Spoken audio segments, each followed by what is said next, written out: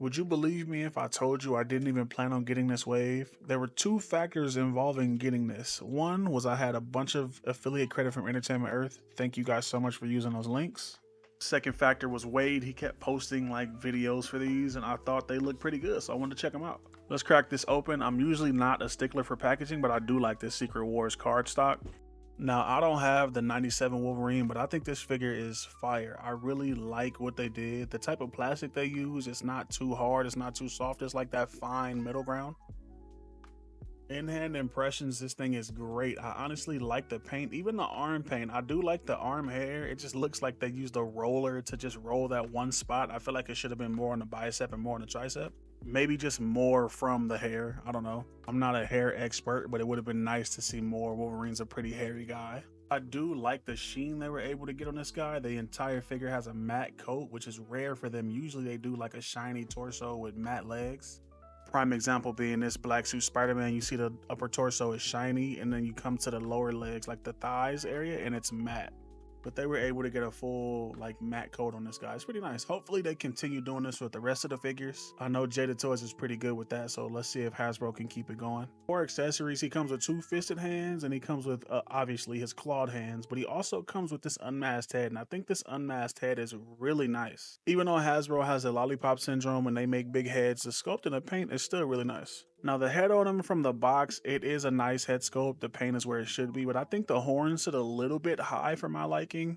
And I would have preferred a snarling face just to make it more Wolverine-like. Now we got to talk about these lenticular cards. I am a huge fan of lenticular things. I don't know what it is about it. I just love them. And I wasn't around when the original Secret Wars stuff came out, so having this now is pretty fire. It does come with like a swappable card just in case you want the lenticular thing to be somewhere else. You can have this Secret Wars 40th card in there if you want. Now, 40 years since Secret Wars came out is a long time, so if you're around or alive or aware enough to own these when they came out, you're old as hell. I just want you to know that. Just like the old figures, these can clip onto the figure, so if you want your figure to have a shield, there it is. Since I'm trying to be better at showing you guys accessories on figures, here's that head on the figure in case you wanted to see that. Something I wanted to point out that I noticed while I was swapping these hands over is the brown glove part is like a separate piece. It is glued on this version, but I'm pretty sure they're doing that just so they don't have to mold a new arm, which is pretty smart on their end. It saves like cost, plastic, all that good stuff. And I could be mistaken, but I believe these are the same claws that was on the 97 version. Again, I don't own it, so I can't definitively tell you, well, unless I check Google, but I haven't Googled it, but I'm pretty sure they're the same. So that's what it looks like with the claws and the like smirking head on there. That's how pretty much I'm gonna have it. Not gonna be changing this ever again. Rolling into articulation, this guy does have a disc hinge at the neck, which is my favorite piece of articulation. In my personal experience, it just allows for better range up and down versus the ball peg neck. Hasbro hasn't really mastered that yet, and they've mastered the disc hinge, so that's just what I prefer. And then look at this guy. He could tuck his chin into his chest. That's not something a ball hinge is going to do. Only downside is you lose the left and right, like expressive motion that you get with the ball peg neck. And even still, Hasbro hasn't mastered it, so it's not the best. Coming down to the shoulders, you will get higher than 90 degrees, which is a really nice thing to have on a figure.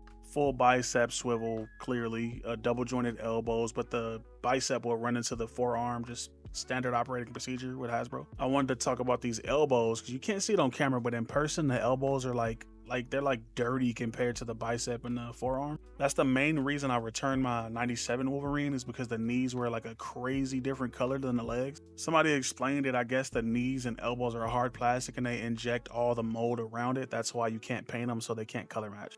But the torso goes back that far, forward that far.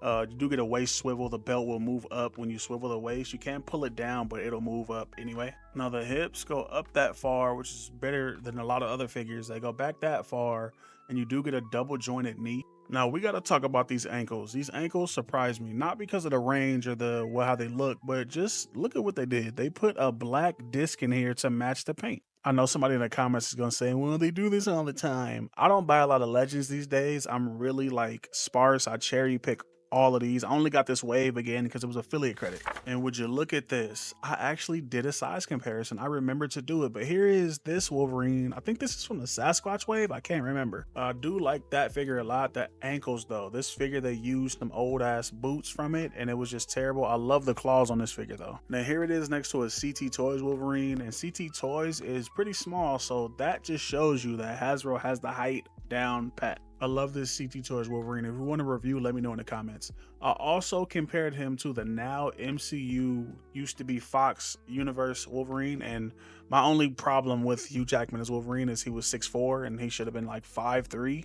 That's why that scene from Deadpool Wolverine was so funny too, because actual 5'3" in person is really small. But there you have it, the Marvel Legends Secret Wars Wave Wolverine review. I hope you enjoyed it. I hope it was to your liking. I'm trying to do better with these reviews. My audio is something I'm really trying to focus on. I think my video is solid, but the audio for me is just the next thing on the docket. But I'll have a link, if I find this, I'll have a link to it in my description. I'll look on Entertainment Earth, I'll look on Amazon. This thing was sold out pretty much everywhere though. That's why I had to put an in-stock alert when the wave went out, because I wasn't able to get any of these separately. Also in the description will be the affiliate link. So if you'd like to see this review or more like this, hit those affiliate links, run those up, and I can do more videos like this. But if you made it this far in the video, I just gotta say thank you. Like, a lot of this stuff has been going on because a lot of you guys are engaging and participating, and I appreciate it.